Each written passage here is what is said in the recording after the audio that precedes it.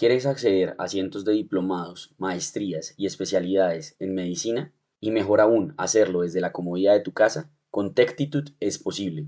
Con mi código AFMED35 obtén un 35% de descuento en lo que desees aprender. Hola a todos, soy Andrés Felipe Flores y bienvenidos a un nuevo video de tutorías Medicina Interna. Aprovechando que estuve rotando por dermatología en la residencia, les traigo un video acerca de toxicodermias. Recuerden que si quieren apoyar este tipo de contenido, pueden suscribirse, dejar un like y darle a la campanita. Los invito a seguirme en mi Instagram personal, @AndresFmed, por donde estoy compartiendo con ustedes muchísimos casos clínicos, tips de estudio y muchas otras cosas. Así que, no siendo más, vamos adelante con el video.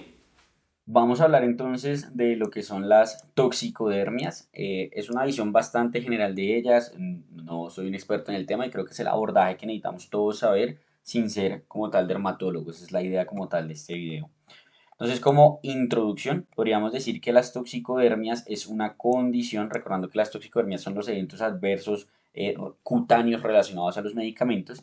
Es una condición que viene en aumento, principalmente porque pues cada vez hay mayor uso de medicamentos a nivel mundial. Su incidencia puede ser de hasta el 8% y a nivel hospitalario se presenta en 1 a 3% de los pacientes hospitalizados, algo que se ve muy frecuente en el hospital. A cada rato llaman porque un paciente tiene rash, porque le empezaron un medicamento, un antibiótico o algo por el estilo. De las toxicodermias, un tercio de ellas pueden requerir manejo como tal intrahospitalario, pero de esas como que uno diga, uy, una toxicodermia que amenace la vida, que realmente un paciente se pueda morir porque hace una falla cutánea o algo por el estilo, ocurre tan solo en el 2% de los casos. De estas, pues digamos que las más importantes son el Steven Johnson, la necrólisis epidérmica tóxica y el DRES, aunque hay otras mayores que ya vamos a hablar ahorita. En cuanto al síndrome del Steven Johnson y el NET, que son un espectro, una misma enfermedad como vamos a hablar ahorita, tenemos una incidencia de 2 por cada millón de personas y en el DRES, en el nuevo uso de antiepilépticos específicamente, hay una incidencia de 1 por cada 1000 a 1 por cada 10.000 personas. Cada vez más avanza el entendimiento fisiopatológico y por ende eso nos permite hacer una mejor prevención y un mejor manejo de esta patología. Si hablamos un poco de lo que es la fisiopatología, en general todas las toxicodermias son reacciones de hipersensibilidad tipo 4. ¿Listo? Aquí no vamos a hablar de la anafilaxia, que es diferente y que también puede generar manifestaciones cutáneas tipo urticariformes, porque pues digamos que esa es muy inmediata, se reconoce rápido y requiere un manejo temprano. Aquí vamos a hablar de las toxicodermias del paciente que le sale un rash de la nada por estar tomando medicamentos, pero no porque está haciendo una reacción anafiláctica, broncoespasmo, etcétera. ¿Listo? Entonces, dentro de las reacciones tipo 4 es importante saber que las reacciones tipo 4 se dividen a su vez en cuatro subtipos. La tipo 4A mediada por TH1, la tipo 4B mediada por TH2 en donde ahí entra el DRES, la tipo 4C mediada por células T citotóxicas en donde está el Steven Johnson y el NET y la tipo 4D que es por células principalmente T neutrófilos en donde tenemos la pustulosis generalizada que ya eso lo hablaremos ahorita. Entonces aquí tenemos como una tabla que nos divide los cuatro tipos que acabamos de explicar. Fíjense cómo la reacción en la tipo 4A este H1, en la tipo 4B este H2. Aquí tenemos principalmente perforinas, granzimas B y en la 4B tenemos lo que son las células T. Y aquí el antígeno se presenta directamente a las células o por estimulación de las células T, mientras que en la tipo 4C es digamos que las células como tal asociadas al antígeno o presentación directa a células T y las tipo 4D son con antígenos solubles presentados a las células o directamente células T en la estimulación directa. El efector en el 4A va a ser el macrófago, en el 4B va a ser el eosinófilo, de ahí la importancia de por qué sale el 3. En el tipo 4 se van a células T, en donde está el síndrome de Steven Johnson y la necrólisis epidérmica tóxica. En la tipo 4B van a ser los neutrófilos, en donde entra la pustulosis exantemática generalizada, que se relaciona, pues, digamos, con estos medicamentos. Y por eso mismo en el 3, pues vamos a tener edema facial, eosinofilia y afección secundaria a la eosinofilia, mientras que en la tipo 4C que va a ser el Steven Johnson y el NET vamos a tener una importante afección mucosa, conjuntival, entre otras, y en la tipo 4D pues vamos a tener principalmente pústulas como manifestación dermatológica. Existen múltiples modelos propuestos de cómo se genera esta reacción de hipersensibilidad, en donde por ejemplo tenemos el del apteno o proapteno, en donde se dice que hay una molécula como tal del medicamento que se une con proteínas autólogas y desencadena como tal la reacción inmune, como por ejemplo la unión de la penicilina con la albúmina. También tenemos el modelo PI, en donde se dice que hay una unión directa del medicamento con o de algún metabolito del medicamento con el HLA, como por ejemplo la carbamazepina que se une directamente al HLA-B102. Y también podemos tener el repertorio peptídico, en donde se dice que hay una unión con el complejo mayor de histocompatibilidad, generando una alteración en la unión y en el repertorio peptídico, como ocurre por ejemplo con el abacavir y el HLA-B5701. Y aquí tenemos el modelo del apteno, el modelo del proapteno, en donde digamos que como decíamos se unen con una proteína autóloga y eso lleva a que se genere el antígeno que se reconoce. Tenemos el concepto PI, que es la droga o el metabolito que se une directamente con el HLA, y tenemos el modelo de la alteración peptídica, en donde se une ese complejo como tal mayor de histocompatibilidad. Pero pues digamos que el punto es que son reacciones de hipersensibilidad. Continuando con la parte fisiopatológica, hay una marcada predisposición genética a desarrollar como tal las toxicodermias, y de hecho explica esto porque las toxicodermias son tan comunes en nórdicos, en caucásicos, mientras que encontrar una toxicodermia en un paciente de raza negra es muy difícil, es muy raro de ver. Y los mecanismos de afección inmunológica son múltiples y como habíamos dicho varían según el tipo de RAM severa que hablemos. Por ejemplo, si hablamos de síndrome de Steven-Johnson y necrólisis epidérmica tóxica, aquí tenemos daño citotóxico directo y activación masiva de la apoptosis, mientras que en el DRES tenemos una activación inmune de CD4 y CD8 mediadas muchas veces por herpes virus, mientras que en la pustulosis exantemática tenemos reclutamiento neutrofílico por activación de linfocitos T y producción de IL-8. Y según la severidad también hay mayor presencia de citoquinas proinflamatorias y de regulación de los factores antiinflamatorios, como por ejemplo en el Steven Johnson, en el DRES o en el AGEP, siendo más en el Steven Johnson. Entonces fíjense cómo, pues digamos que esta es el rash maculopapular que puede ocurrir, que esta no es una reacción severa, que básicamente simplemente es como el rash general que pueden presentar los pacientes. Y aquí tenemos principalmente un mecanismo dado por lo que sería los linfocitos CD4, CD8. Aquí tenemos otro espectro de la enfermedad que es la erupción exantemática fija, que ahorita vamos a hablar de qué se debe, que son por linfocitos T tisulares, que ahorita hablaremos de ello. Aquí tenemos el DRES, en donde principalmente hay expresión eosinofílica. Aquí tenemos el AYEP, que es la pustulosis exantemática, en donde tenemos pústulas subcorneales con una importante concentración de neutrófilos. Y tenemos lo que es el síndrome de Steven-Johnson y el NET, en donde hay, miren, disrupción como tal de los queratinocitos, necrosis de los queratinocitos, secundario a múltiples células como pueden ser el monocito, las células NK, los linfocitos T, y esta, digamos, disrupción como tal de todo lo que es la parte de la epidermis y la dermis lleva a que precisamente sea una enfermedad en donde hay desfacelación de la piel, cosa que no ocurre en el DRES, en el AYEP de entrada. Ahora, entonces, pues teniendo esto claro, hablemos de las reacciones o de las toxicodermias que podemos encontrar como tal en estos pacientes. Y empecemos con el rash maculopapular benigno, que pues es la más común de todas. El rash maculopapular benigno es el paciente que está tomando medicamentos y de la nada hace un rash que puede ser en cierto modo sintomático, pero no tiene compromiso de mucosas, ese paciente no se va a morir ni nada por el estilo. Es una reacción exantemática inducida por drogas, siendo la toxicodermia más común, como hemos dicho. Ocurre en el 2% de los pacientes hospitalizados y se caracteriza por un rash maculopapular, ¿cierto? Recuerden que máculas son manchas, por así decirlo, en la piel que no tienen relieve, y pápulas sí son pequeñas lesiones que están sobre elevadas. Y en ocasiones este rash puede tener características eczematoides, es decir, como si se hinchara un poquito, como abonosas, psoriasiformes o liquenoides, y suele ser simétrico, de predominio en troncos y en extremidades. Esto es muy importante, es simétrico, o sea, es bilateral. No genera desprendimiento cutáneo, solo en raras ocasiones va a generar ampollas y muy importante, no afecta las mucosas. Y aquí podemos ver el rash. Fíjense cómo es un paciente que tiene una unión de múltiples máculas que confluyen, también tiene algo de pápulas de lesiones sobrelevadas, es simétrico, si ustedes lo parten a la mitad se parece mucho y tiene predominio en tronco y en extremidades. Muy, muy, muy característico. La fisiopatología de este rash maculopapular se da una reacción de hipersensibilidad tipo 4 y por eso se presenta 6 a 10 días posterior al inicio del medicamento. Esto es muy importante tenerlo en cuenta, porque si uno tiene una reacción urticariforme, pues esta es en cierto modo urticariforme, no tanto, no está tan abonoso, que es de una apenas el paciente toma el medicamento, pues es una hipersensibilidad tipo 1 y es una anafilaxia, ¿listo? Aquí no, 6 a 10 días. Entonces, se puede llegar a presentar de forma inmediata si había sensibilización previa, pero no es lo más común. Entonces, pues el paciente que, por ejemplo, le inició un antibiótico y a los 5 días me sale con esto. Ese sería un rash maculopapular. Los medicamentos más relacionados son los antibióticos, los antimicrobianos en general, más allá de los antibióticos, anticonvulsivantes y antihipertensivos.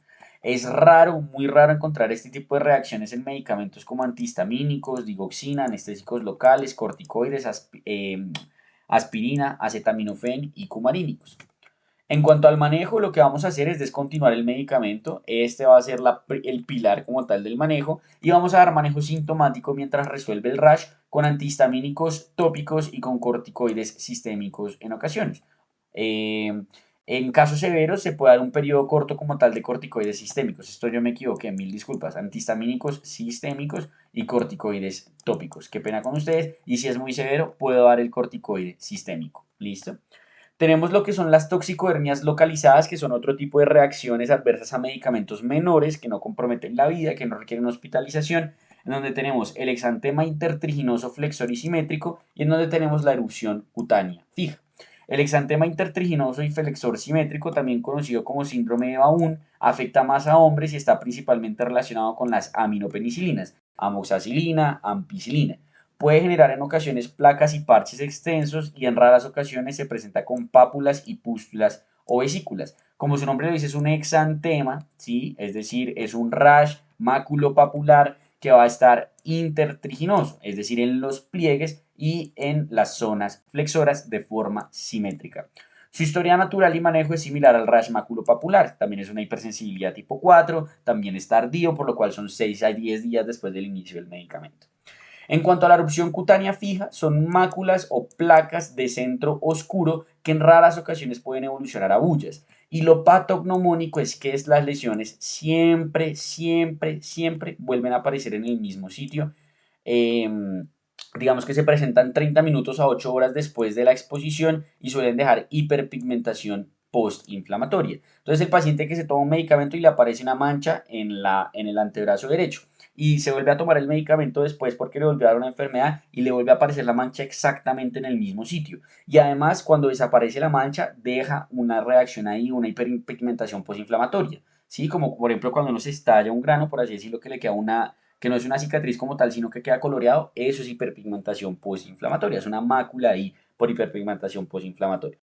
Fisiopatológicamente, como les dice, se hacen células T de memoria recientes tisulares, es decir, son linfocitos T que como que están específicamente ahí en esa zona de la piel y adquieren la memoria de la reacción de hipersensibilidad frente al patógeno y hacen la reacción inflamatoria ahí localizada y por eso siempre se presenta en el mismo sitio.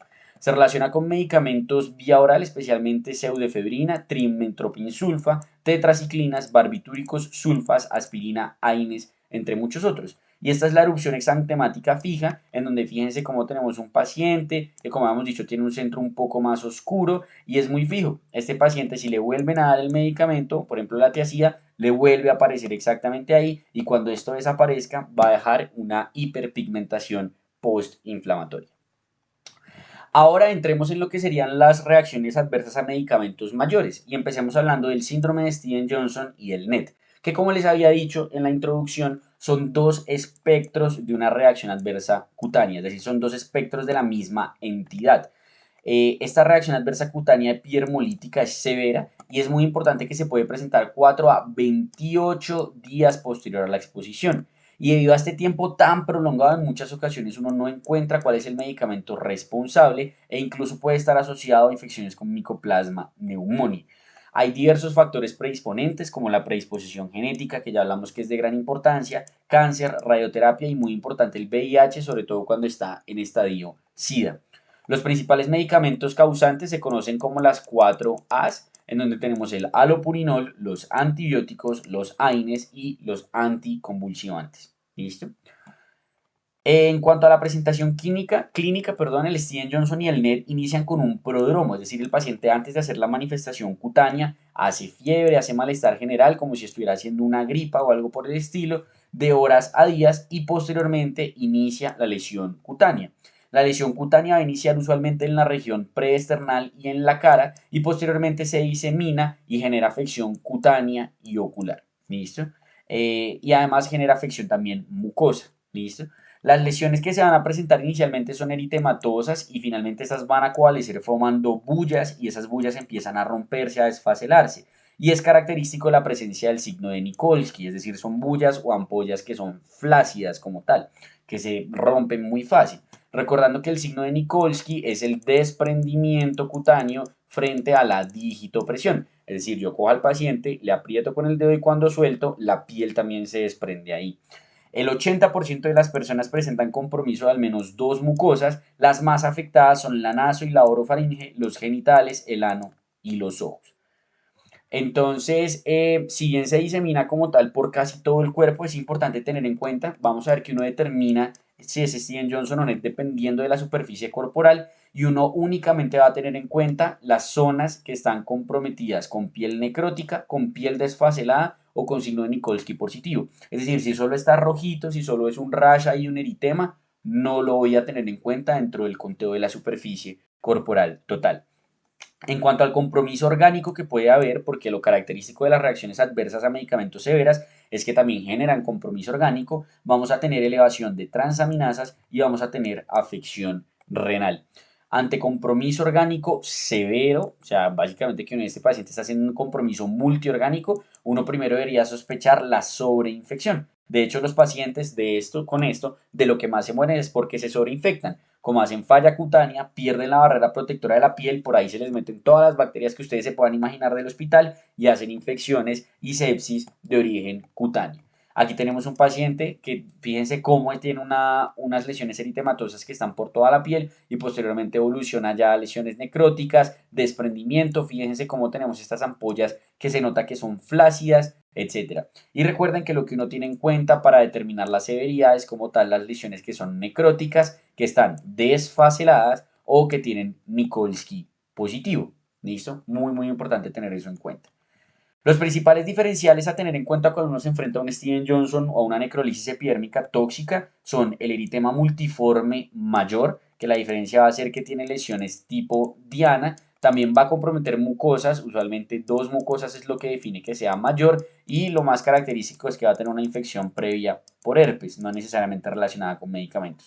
Otras enfermedades ampollosas como pueden ser el pénfigo o el penfigoide, el síndrome de la piel escaldada, que recordemos que ocurre con el estafilococo aureus, otras toxicodermias y rechazo de injerto contra huésped agudo. ¿Listo? Como les decía, la forma de diferenciar el Steven Johnson del NET va a ser el grado de compromiso de la superficie corporal. Y vamos a decir que es menor al 10%, es un Steven Johnson, mayor al 30% es una necrolisis epidérmica tóxica y cuando está entre el 10 y el 30% va a ser un overlap entre los dos. Para estadificar la severidad del Steven Johnson o del NET, se ha creado esto que es el SCORTEN, ¿listo? El SCORTEN lo que nos predice es, digamos, qué tan factible es que este paciente se vaya a morir. Entonces tenemos que tenga edad mayor a 40 años, que tenga cáncer, cardíaca mayor a 120, que tenga superficie corporal comprometida mayor al 10%, que tenga un BUN mayor a 28, un bicarbonato menor a 20 y que tenga glicemia mayor a 252. Si se cumple esto, cuando está un score de entre 0 y 1, la mortalidad es del 3.2%, cuando es de 2 es del 12.1%, cuando es de 3 es del 35.8%, cuando es de 4 es del 58.3% y cuando es mayor a 5 es del 90%.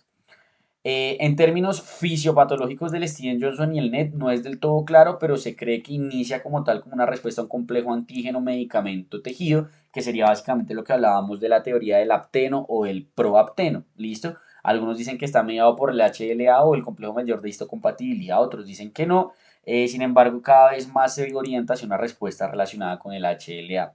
Cuando uno tiene esto, lo ideal es hacer una confirmación histológica lo más pronto posible, no solo para confirmar el diagnóstico, sino para descartar diferenciales que se pueden evidenciar a través del estudio histopatológico con una biopsia. ¿Cómo se maneja? Eliminando el medicamento causante y con inmunosupresión sin tener una clara evidencia de cuál es el mejor inmunosupresor a usar. Hay estudios con ciclosporina, con ciclofosfamida, con inmunoglobulina endovenosa, con inhibidores de TNF-alfa, etc. Ahorita vamos a hablar un poco más a fondo del manejo de estas reacciones adversas a medicamentos severas. ¿Listo?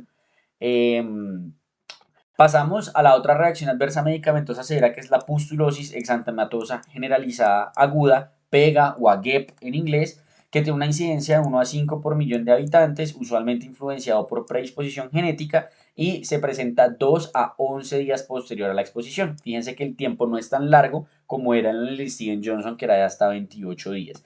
Los diferenciales más importantes son la psoriasis pustular aguda, las vasculitis pustulares, las dermatosis pustulares subcorneales, que se conoce como un Sneddon-Wilkinson, y otras toxicodermias. ¿Cómo se va a presentar? Con pústulas estériles no foliculares diseminadas que van a coalescer y que usualmente empiezan en las zonas flexoras. Se asocian en muchas ocasiones a fiebre, a leucocitosis y en raros casos pueden progresar con lesión renal aguda, elevación de transaminasas y pueden llegar a presentar signo de Nikolsky. Existe un score que no está tan validado, pero que pues se podría considerar que es el Euroscar para, conforme a la morfología, el curso de la enfermedad y la histología, determinar si la YEP es posible o no. Por ejemplo, menor a 0 no es AYEP, 1 a 4 es posible, 5 a 7 es probable y de 8 a 12 definitivamente es AYEP. Aquí tenemos la presentación, fíjense cómo son pústulas, a diferencia de lo anterior en donde eran pápulas, que recuerden que las pápulas están elevadas, pero no tienen contenido en su interior. Las pústulas sí tienen contenido en su interior y aquí podemos ver cómo está lleno esto de pequeñas pústulas que empiezan a coalescer. Entonces este es el AYEP. En cuanto a la fisiopatología, es una reacción inmune neutrofílica mediada principalmente por linfocitos T y el manejo se suele realizar con retiro del medicamento causante, se da una mejoría 1 a 3 días posterior y deja una descamación característica en collarete. Se puede hacer uso de inmunosupresión tópica o inmunosupresión sistémica según la severidad. Y la última reacción adversa a medicamentos severa que vamos a mencionar es el DRES, ¿cierto?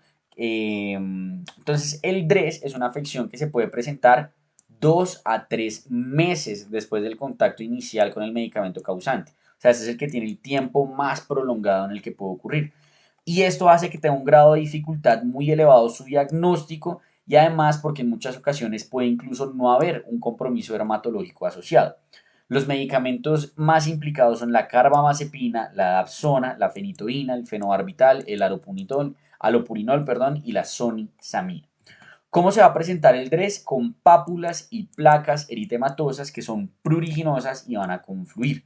Se preceden usualmente por fiebre de 1 a 2 días. Muy importante, va a presentar linfadenopatías y va a tener malestar general que incluso puede ser un prodromo de 2 semanas. Y posterior a eso inicia el edema y eritema en cara, periorbitario con pústulas. Esto del edema en cara es muy característico y es muy importante tenerlo en cuenta. Si ustedes están sospechando una toxicodermia y ese paciente tiene edema en cara, estudienle que no tenga un DRES ese paciente. No suele tener compromiso de mucosas importante, a diferencia de lo que era el Steven Johnson y el NET, y como les había dicho, las adenopatías es un hallazgo bastante característico en hasta el 70% de los casos. A nivel de los paraclínicos podemos encontrar linfocitosis atípica, que recuerden que pues esto se ve más que todo en el frotis de sangre periférica, con linfocitos que tienen un núcleo que se alcanza a ver con un amplio citoplasma.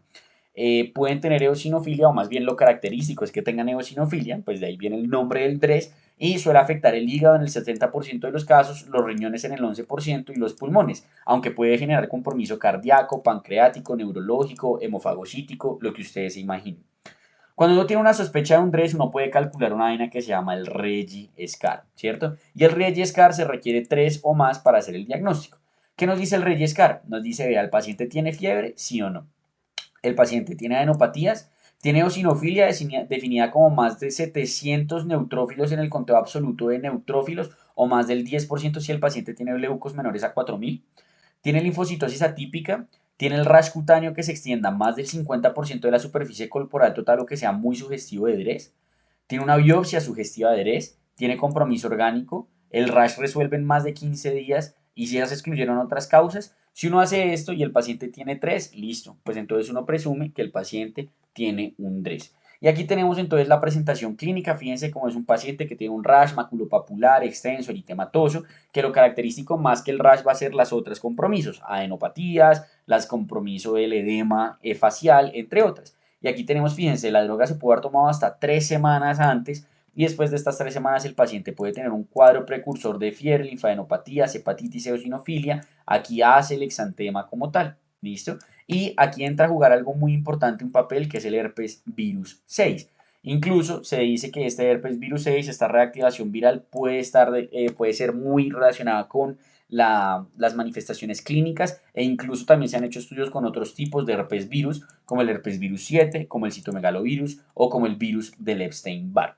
El manejo del DRES va a ser con corticoides sistémicos que se van a retirar de forma paulatina. Y esto es muy importante, lo de retirar de forma paulatina, porque si se retiran de forma acelerada, el paciente puede hacer un rebrote, una recaída como tal de la enfermedad. Entonces aquí tenemos como un resumen como tal de la presentación clínica de lo que son las RAMS severas. Entonces fíjense en el tiempo o en el tiempo de incubación, por así decirlo, pues no en una infección, pero el tiempo que se puede demorar en presentarse. Tenemos que en el de Steven Johnson y en el NET son 4 a 28 días, en el DRES pueden ser hasta 6 semanas y en el AYEP son 1 a 11 días. Que en los síntomas generales el Steven Johnson y el DRES van a presentar como ese prodromo que puede ser como una gripa, mientras que el AYEP sí mucho hace fiebre. En términos de las características de la afección cutánea, el Steven Johnson y el NET va a empezar a nivel de región preesternal, se va a diseminar por todo el cuerpo, va a tener signo de Nikolsky, va a tener desfacelación, va a tener ampollas que van a ser ampollas flácidas y así sucesivamente y va a tener un compromiso cutáneo muy importante. Mientras que el DRES va a ser un rash maculopapular que muy importantemente va a tener edema y muchas veces va a tener un poco compromiso cutáneo y se va a caracterizar por otros hallazgos como por ejemplo la linfadenopatía. Y la YEP va a ser más un eritema intertriginoso, que va a ser con pústulas, que puede generar descamación postpustular con el collarete, entre otras. Ahora, en cuanto a los laboratorios, en el síndrome de Steven-Johnson y el NET, lo que podemos encontrar son inmunosupresión, aunque recuerden que si el paciente está sobreinfectado, pues puede tener neutrofilia, o si ya está en manejo con corticoides, pues también va a dar los neutrófilos. En el DRES, lo más característico, la eosinofilia, con más de 700 de conteo absoluto de neutrófilos, y también podemos tener linfocitosis atípica, transaminasas elevadas, alteración renal, y, por ejemplo, pues si se le hace carga viral de herpes virus, se podría llegar a ver. Y en el AYEP podemos ver hiperleucocitosis y neutrofilia con eosinofilia leve. En cuanto al compromiso orgánico, el Steven Johnson y el NET puede comprometer el oído, la nariz, la orofaringe, el tracto gastrointestinal con ano y boca, etc. Mientras que el DRES va a ser más compromiso tipo de vísceras, tipo hígado, riñón, aunque puede tener todo el compromiso del síndrome hipereosinofílico, páncreas, neumonitis eosinofílica, cardiomiopatía eosinofílica, etc. Y el AYEP es raro que tenga compromiso como tal. En términos de score de severidad tenemos el SCORTEN y en términos de score de diagnóstico recuerden que en el DRES tenemos lo que es el REGI, SCAR y en el AYEP tenemos lo que es el EURO-SCAR. ¿Listo? Y ya. También tenemos pues características histológicas que eso sí pues ya no nos comprende o sí, como que no nos compete a nosotros, casi no digo la palabra, mil disculpas. Entonces, algo muy importante, ya habiendo dicho todo eso, es bueno. Entonces, ¿yo cómo hago el abordaje diagnóstico de un paciente que me llega con una sospecha de una toxicodermia? Entonces, lo primero que voy a hacer es determinar claramente el tiempo de evolución. ¿Hace cuánto le empezó eso? ¿Qué síntomas tiene asociados además de la parte cutánea? ¿Le pica? ¿Tiene compromiso hepático? ¿Tiene compromiso orgánico? ¿Está hematoso? ¿Tiene linfadenopatías? ¿Qué otras cosas hay asociadas? ¿Qué medicamentos ha consumido y cuál, el posible medicamento causante hace cuánto se consumió? Siempre, siempre, siempre determinar si hay afección cutánea o no. Y muy importante, yo me equivoqué en la palabra, seguro lo que había escrito o lo que quería escribir en su momento era mucosa. Muy importante, siempre, siempre. Siempre describir muy bien las lesiones, su inicio y cómo se diseminaron, dónde empezaron y hacia dónde se fueron. Y ojalá siempre llevar un registro fotográfico en la historia clínica de estos pacientes. Idealmente, en caso de lesiones ampollosas, tomar biopsia con inmunofluorescencia y con pruebas biológicas para determinar pues, los posibles, digamos, diagnósticos diferenciales, sobre todo del Steven Johnson y el NET, con lo que sería el pénfigo vulgar, con lo que sería el pénfigo paraneoplásico, etc. Y ante la sospecha de RAM severa, siempre determinar el compromiso orgánico. Como mínimo a estos pacientes, si uno les está sospechando un DRES, un Steven Johnson, le piden función hepática y le piden función renal. Y siempre tomar un hemograma ante la sospecha de RAM severa para valorar si el paciente tiene o no tiene eosinofilia. ¿Listo? Y si uno sospecha entonces esto, ojalá hacerle una biopsia lo más pronto posible, buscar el diagnóstico clínico y también determinar la posibilidad de otras pruebas. Entonces, en el síndrome del Steven Johnson y el NET, ver la posibilidad de que el paciente de pronto tenga micoplasma pneumoniae, hacer la biopsia, etcétera. Si es un DRES, pues mirar si el paciente también puede tener otras características como por ejemplo células de César etcétera. Y si es una YEP, pues determinar las pústulas y valorar si el paciente tiene o no una infección ahí unida. Entonces aquí tenemos básicamente el algoritmo.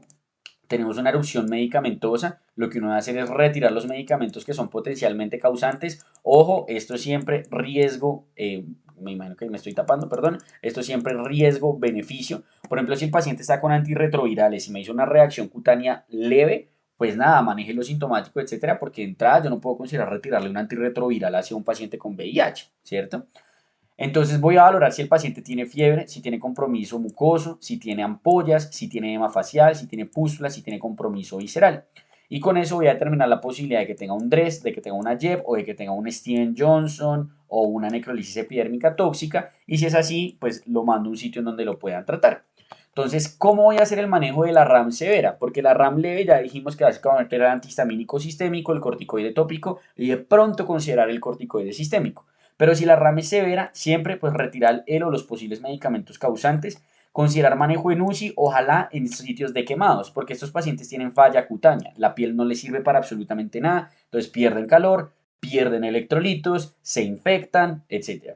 Entonces, idealmente, como les decía, manejar una unidad de quemados con uso de opiáceos para derivamiento de la piel y cambio de vendajes. El manejo del dolor en estos pacientes es fundamental.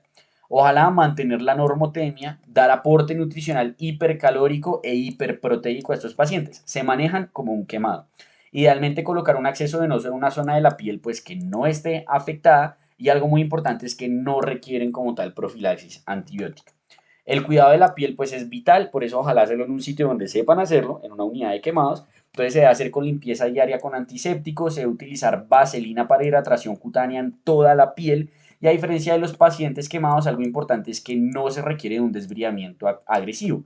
En los quemados sí, eso hay que quitar y desbridar, en ellos no necesariamente, porque de hecho la piel necrótica incluso actúa como una cobertura natural de la piel. Entonces por eso tampoco de entrada se requiere sulfadiazina. Se puede hacer uso de vendaje hidrocelular no adhesivo, especialmente en zonas de presión de la espalda para evitar que estos pacientes nos vayan a hacer úlceras por presión y se hace hidratación de mucosas y manejo pues de las complicaciones que vayan surgiendo como tal en estos pacientes. En el DRES y en el AYEP lo más importante va a ser la humectación de la piel y el adecuado manejo de la afección de mucosas. Entonces el manejo de las mucosas es súper importante, uno tiene que estarles poniendo gotas en los ojos cada tanto, estarles haciendo, digamos, hidratación de las mucosas de la boca, eso pues hay que hacer todo un manejo pues tal cual como si estuvieran quemados. En términos ya de manejos específicos, cuando tenemos un paciente con Steven Johnson o con NET, se puede manejar con pulsos de corticoides, aunque se dice que esto se puede asociar con mayor deterioro. También se puede utilizar inmunoglobulina endovenosa, aunque no tiene una evidencia muy clara, y se puede utilizar de pronto ciclosporina y etanercept. ¿De qué depende esto mucho? Del sitio de práctica, de qué utilicen, porque como les digo, la evidencia es muy escasa y pues unos, digamos, los sitios se casan como con algo. El DRES tiene una evidencia de posible beneficio de corticoides tópicos, aunque también muchas veces se manejan con corticoides sistémicos. En el AYEP en muchas ocasiones puede ser incluso suficiente el manejo de soporte sin requerir un manejo inmunosupresor. El mensaje quizás es que de entrada no hay que pulsear de entrada a todos estos pacientes, sino considerar realmente cómo manejarlos, porque pues digamos que esta inmunosupresión tan severa también tiene unos eventos adversos muy importantes en estos pacientes. Finalmente, en cuanto al pronóstico, la mortalidad es del 10% para el Steven Johnson, de 40% para el NET, de forma intrahospitalaria y en general es del 22% para las RAM severas. La razón por la cual se mueren, como ya les había dicho, usualmente era por sepsis, porque se les infectan y ingresan patógenos por la piel. Las complicaciones son múltiples, la repitalización inicia a la semana de la afección y puede durar hasta 3 meses. Estos pacientes tienen afecciones cutáneas con, digamos, zonas de, se me olvidó cómo se llama esto, de retracciones cutáneas, afecciones oculares con sinequias, afecciones bucales donde los pacientes no pueden generar nuevamente una apertura ocular normal, afecciones genitales y por supuesto afecciones psiquiátricas. Y es de gran importancia intentar establecer el agente causal. Entonces uno ahí busca el tipo de evolución, el subtipo de del RAM que se está generando, etcétera. E incluso se puede hacer posterior a la recuperación pruebas de parche, porque pues el objetivo de determinar el agente causal es para que pues el paciente nunca jamás en la vida vuelva a tomar eso. Y aquí tenemos un resumen como tal del manejo. Entonces fíjense en el Steven Johnson y el NET, se hace retiro como tal y no hay como tal un ensayo clínico que valide algún tipo de tratamiento como tal específico, ¿cierto? Se puede hacer manejo sintomático con el manejo de soporte, los líquidos, el manejo de las mucosas, etc. La mortalidad es del 10 al 40% y la razón por la cual se puede morir es por infecciones bacterianas Y en cuanto a las secuelas, pues todas las secuelas de la reepitelización. ¿Listo? En cuanto al 3, el retiro del medicamento, nuevamente no tenemos ensayos clínicos que nos valían algo, se pueden utilizar corticoides sistémicos o tópicos y dependiendo pues, de la severidad de la enfermedad. Recordar que aquí pues hay estudios con pulsos de prednisolona, hay otros que usan inmunoglobulina endovenosa, hay otros que utilizan ciclosporina y hay otros que utilizan el etanercept. ¿Listo? Y en cuanto a la JEB, la pustulosis exantemática generalizada, retiro del medicamento y muchas veces se puede hacer únicamente el manejo de soporte y ya, y si no, se puede hacer uso de corticoides y otros inmunosupresores. Se hace manejo sintomático, muy importante recordar aquí el cuidado de la piel, la humectación de la piel y las mucosas, y la mortalidad aquí es del 1 al 10%, aquí solo del 1%. Eh, y pues básicamente eso era como lo que tenía para contarles en esta charla de toxicodermias. Espero que haya sido de utilidad para los no dermatólogos como yo. Cualquier duda que tengan, pues déjenla en los comentarios y trataré de resolverla o buscaré quien me la pueda resolver y para comentárselas. Y nos vemos en una próxima ocasión.